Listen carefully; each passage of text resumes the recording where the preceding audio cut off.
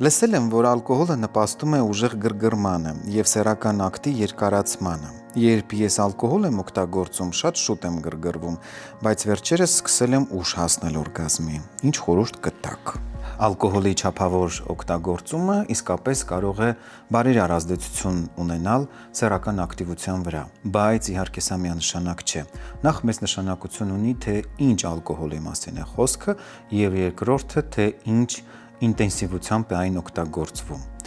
Կարևոր է նաև նկատի ունենալ, թե արդյոք դուք ունեք կողմնակի խնդիրներ, թե ոչ։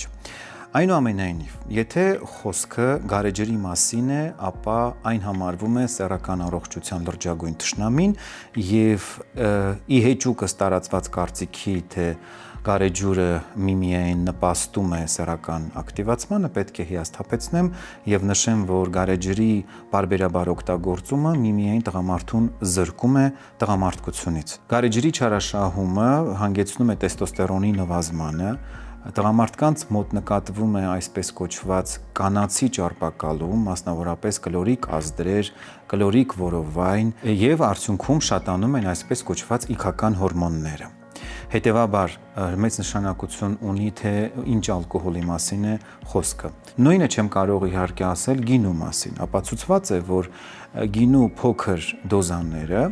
կարող են բարերար ազդեցություն ունենալ, կարգավորելով սեռական օրգանների արյան շրջանառությունը։ Իհարկե սա, ինչպես ասում են, ընդունելի է, եթե չափի մեջ է։ Ինչպես թևավոր խոսքն է ասում, ալկոհոլի օգտագործման դեպքում մեկը լավ է, երկուսը բավ է, երեքը ցավ է։ Բացի այդ, եթե գործ ունենք առաջին սեռական հարաբերության հետ, ապա ցանկալի է և նախընտրելի է օգտագործել սառը շամպայն սև դառը շոկոլադի հետ։ Երկուսի համատեղ օգտագործումը բարերար ազդեցություն է թողնում, խթանում սեռական ախորժակը և հանգեցնում նրան, որ սեռական հարաբերությունը այս դեպքում լինում է բավականին տպավորիչ ու հետագայում էլ որևէ խնդիրներ չի ստեղծում։